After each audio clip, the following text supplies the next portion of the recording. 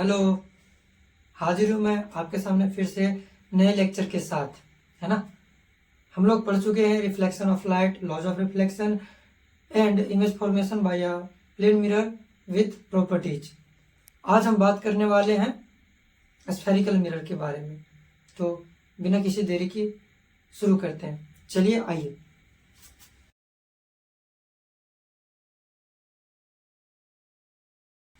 दो स्फेयर हैं, ठीक है। ये सेंटर ऑफ स्फेयर,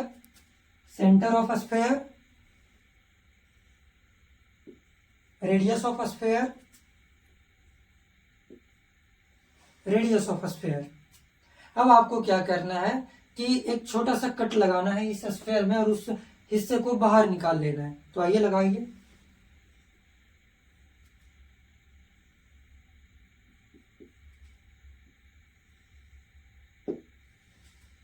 इसी तरह से इस स्फेयर के साथ भी करना है।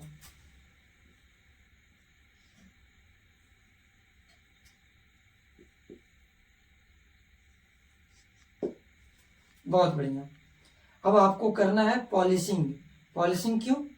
मिरर बनाने के लिए। तो आइए इस कर्व को तो बाहर से पॉलिश करिए।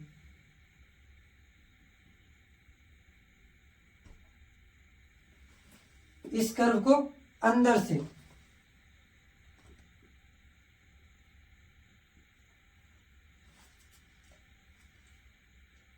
ऐसा हुआ अब इसके साथ कि इसका बाहर वाला सरफेस रिफ्लेक्ट नहीं कर सकता। जो भी रिफ्लेक्शन ऑफ लाइट होगा वो इसके अंदर वाले पार्ट पे होगा। मतलब इस कर्व का रिफ्लेक्टिंग सरफेस इनवर्ड है और इसका रिफ्लेक्टिंग सरफेस आउटवर्ड है।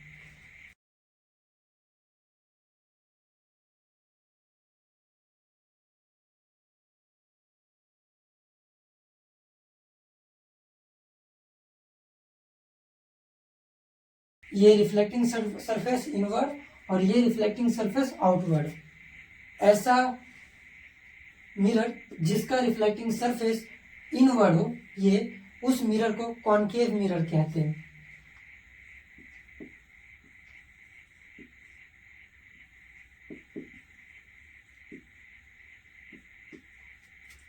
ऐसा मिरर जिसका रिफ्लेक्टिंग सरफेस आउटवर्ड हो उसको कॉन्वेक्स मिरर कहते हैं।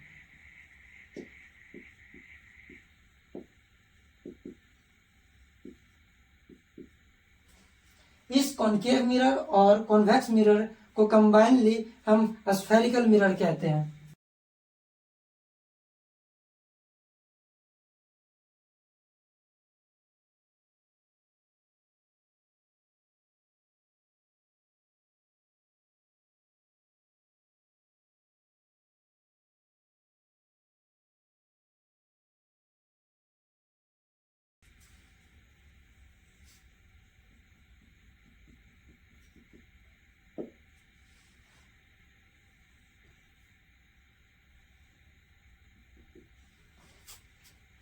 This is concave and convex mirror.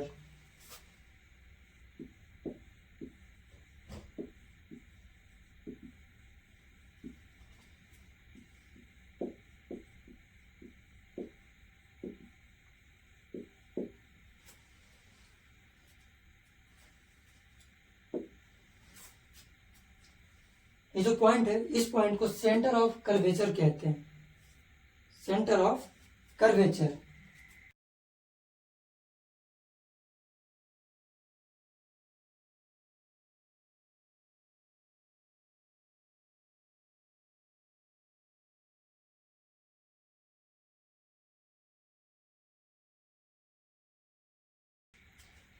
इस पॉइंट या फिर इस पॉइंट जो कॉनकेव मिरर या कॉन्वेक्स मिरर का पॉइंट वो सेंटर वाला उसको सेंटर ऑफ कर्वेचर कहते हैं, क्योंकि वो सेंटर ऑफ स्फेयर है जिस स्फेयर का हिस्सा ये कॉनकेव एंड कॉन्वेक्स मिरर है।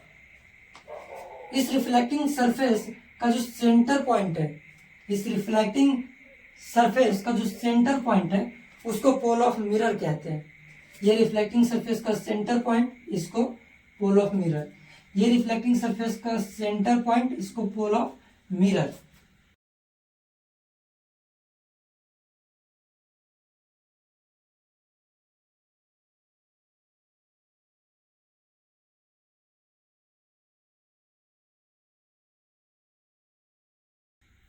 एक लाइन जो इसके आसपास हो, एक ऐसा सीधा लाइन जो कि सेंटर ऑफ कर्वेचर और पोल ऑफ मिरर से आसपास करे, उसी स्ट्रेट लाइन को हम प्रिंसिपल एक्सिस कहते हैं।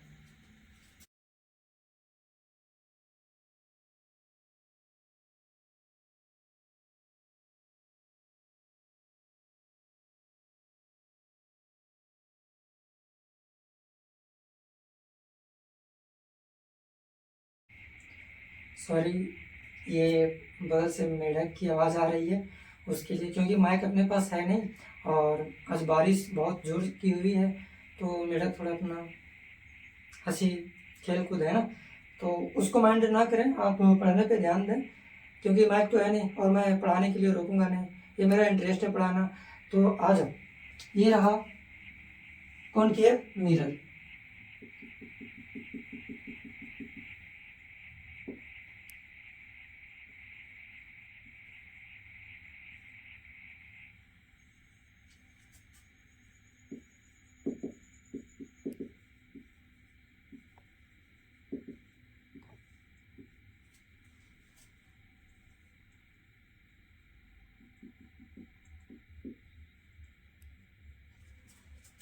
ये convex mirror.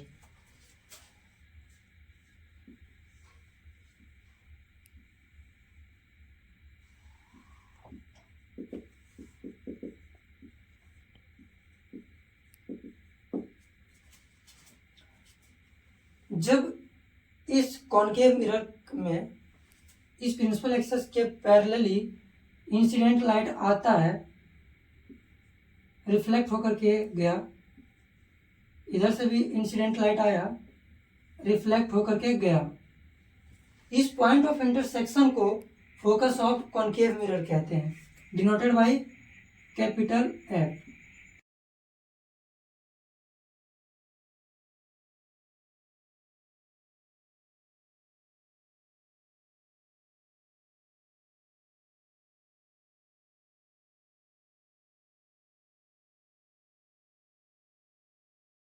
Intersect after reflection.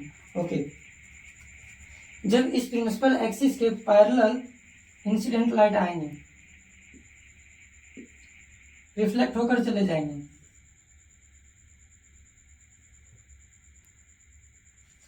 फिर जहां से ये रिफ्लेक्टेड लाइट आते दिखेंगे, उस इंटरसेक्शन पॉइंट को फोकस ऑफ कॉन्वेक्स मिरर कहेंगे। ये आता हुआ दिख रहा है यहां से, तब इस पॉइंट को ही फोकस ऑफ कॉन्वेक्स मिरर कहेंगे।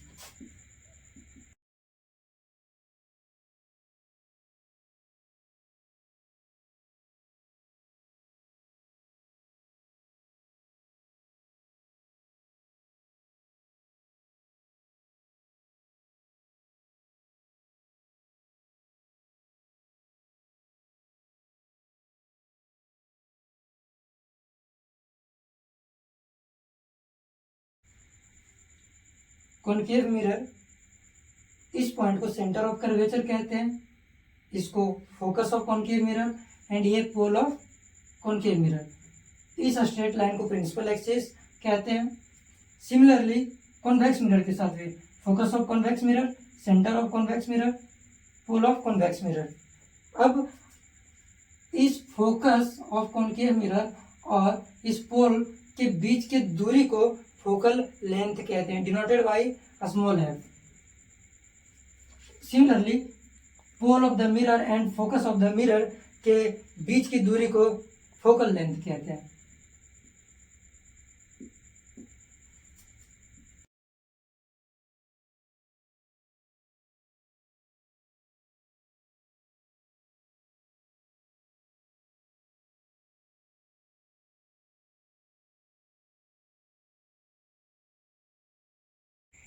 अब हम रे डायग्राम में समझने वाले हैं कि कैसे इंसिडेंट लाइट स्फेरिकल मिरर पे गिरेगा और कैसे रिफ्लेक्ट होकर के जाएगा, है ना। मतलब रिफ्लेक्शन देखने वाले हैं स्फेरिकल मिरर में, रे डायग्राम में।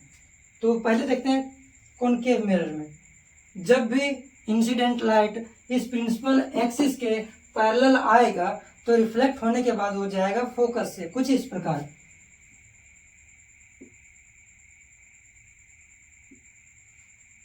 सिमिलरली कॉन्वेक्स मिरर के साथ भी होगा। जब इस प्रिंसिपल एक्सिस के पैरेलल आएगा तो फोकस से ज्यादा दिखेगा, जो इसको पीछे एक्सटेंड करेंगे। दूसरा, जब इंसिडेंट लाइट फोकस पर पड़े तब पैरेलल जाएगा प्रिंसिपल एक्सिस के। सिमिलरली इसके साथ भी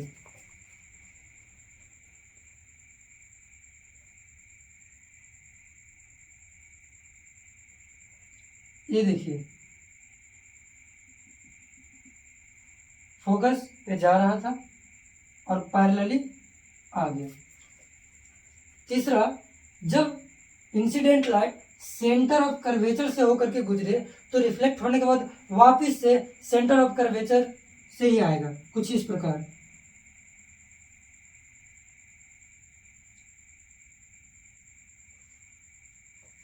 यहां पे देखते हैं, ये सेंटर ऑफ कर्वेचर, जब लाइट गया सेंटर ऑफ कर्वेचर पे, रिफ्लेक्ट होने के बाद वापस से सेंटर ऑफ कर्वेचर से गया है। चौथा और आखिरी, जब incident light pole of mirror पे पड़े तो रिफ्लेक्ट होने के बाद कुछ इस प्रकार से जाएगा। सिमिलरली यहां भी इंसिडेंट लाइट, रिफ्लेक्टेड लाइट। अब आपसे पूछा जाएगा कि जो इमेज बन रहा है स्फेरिकल मिरर के सामने किसी ऑब्जेक्ट का, उसका नेचर डिस्क्राइब करने को, तो आप कैसे करोगे? उसके लिए कुछ जरूरी चीजें हमें पढ़ना है और वो कुछ इस प्रकार से है। ये रहा ऑब्जेक्ट। अगर ऑब्जेक्ट का हाइट ये है और इमेज का हाइट ये रहता है तो इसका नेचर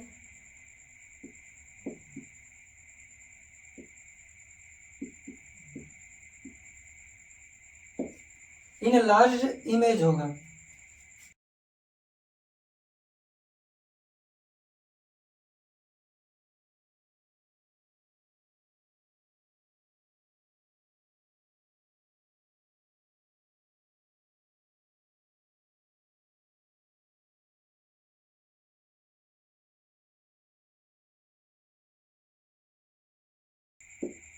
डिमिनिश्ड इमेज,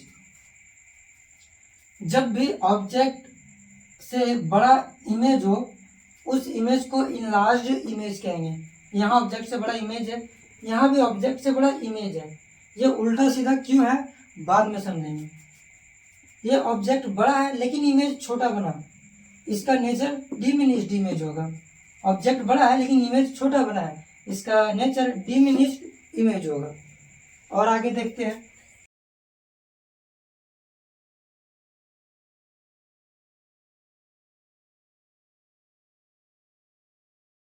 जब भी ऑब्जेक्ट ये सीधा है और इमेज भी सीधा बन रहा है, बड़ा बन रहा हो या छोटा कोई मायने नहीं रखता है, अगर ऑब्जेक्ट जैसा इमेज सीधा ही है तो इसका नेचर इरेक्ट होगा।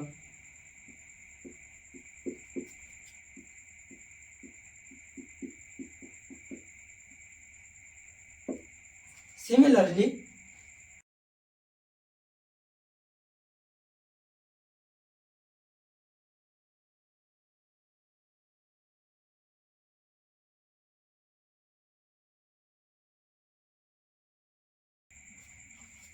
जब ऑब्जेक्ट तो सीधा हो लेकिन इमेज उल्टा आ जाए, ऑब्जेक्ट सीधा हो और इमेज उल्टा आ जाए, उस इमेज को इन्वर्टेड इमेज कहेंगे, इन्वर्टेड इमेज कहेंगे। यहाँ तक देखने के बाद अब लेक्चर 4 में हम देखेंगे image formation by concave and convex mirror और uses of concave and convex mirror, that means spherical mirror. तब तक के लिए बाय बच्चों।